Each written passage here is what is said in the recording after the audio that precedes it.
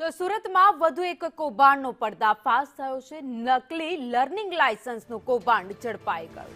SOG પોલીસે નકલી learning લાયસન્સનું કૌભાંડ ઝડપી પાડ્યું। ટેસ્ટ આપ્યા વિના આ લાયસન્સ બનાવવામાં આવતો હોવાનું કૌભાંડ સામે આવ્યું છે। ગેંગના 4 સભ્યોને પોલીસે ઝડપી પાડ્યા। 13 નકલી લર્નિંગ લાયસન્સ મળી આવ્યા। એપની મદદથી અસલી લાયસન્સમાં એડિટિંગ કરતા હતા।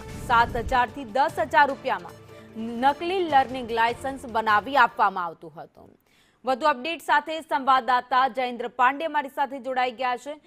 જયેન્દ્ર, સુરતમાંથી વધુ એક કૌભાંડનો પર્દાફાશ થયો। 4 લોકોને પોલીસે ઝડપી પાડ્યા।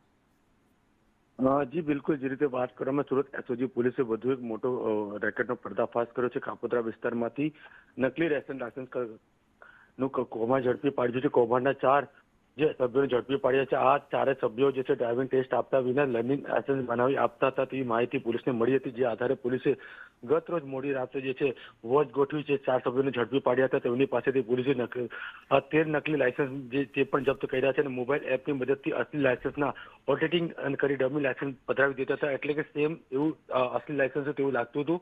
અને હાલ સમગ્ર બાબતે પોલીસે તપાસ શરૂ કરી છે। આ 4 આરોપીઓ વિરુદ્ધ 7,000 થી 10,000માં નકલી લાયસન્સ આ લોકો આપતા હતા, પરંતુ કોને હજી સુધી આપ્યું છે, શું છે, કેવી રીતના બનાવતો હતા, સમગ્ર બાબતે પોલીસે ઊંડાણપૂર્વક તપાસ શરૂ કરી છે। જી, આભાર માહિતી માટે।